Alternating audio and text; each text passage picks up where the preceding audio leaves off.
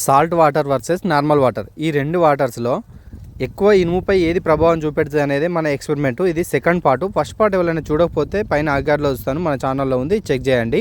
Normal వాటర్లో వేసిన స్టాంపుల్స్ మరియు సాల్ట్ వాటర్లో వేసిన స్టాంపుల్స్ ఏది ఎక్కువ తొందర రస్ట్ వస్తుంది అనేది అయితే తెలుసుకోవడం కోసమే ఈ ఎక్స్పెరిమెంట్ అయితే చేసినాం. నార్మల్ వాటర్లో వేసింది అయితే అసలు రస్ట్ అనేది రాలేదు, చాలా తక్కువ, జస్ట్ 2% మాత్రమే మనకు ఇక్కడ రస్ట్ అనేది కనబడుతుంది.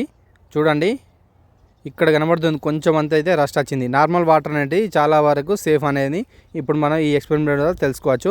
ఇప్పుడు మనం సాల్ట్ వాటర్లో వేసిన స్టాంపుల్స్ అయితే బయటకు తీద్దాం, దీంట్లో ఎట్లున్నది అనేది అయితే చూద్దాం.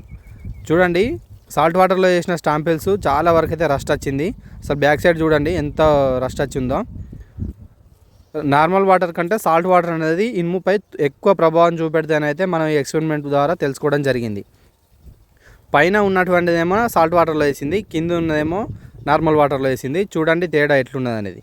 సో ఇలాంటి ఎక్స్పెరిమెంట్ల కోసం మన ఛానల్ని ఇప్పుడే సబ్స్క్రైబ్ చేయండి. వీడియో నచ్చితే లైక్ చేయండి. ఇంకేమైనా కొత్త ఎక్స్పెరిమెంట్లు కావాలంటే మన ఛానల్ కామెంట్లో పెట్టండి, ఖచ్చితంగా వాటిపై ఎక్స్పెరిమెంట్ చేస్తాం. మన ఛానల్ని ఇప్పుడే సబ్స్క్రైబ్ చేయండి. జై హింద్.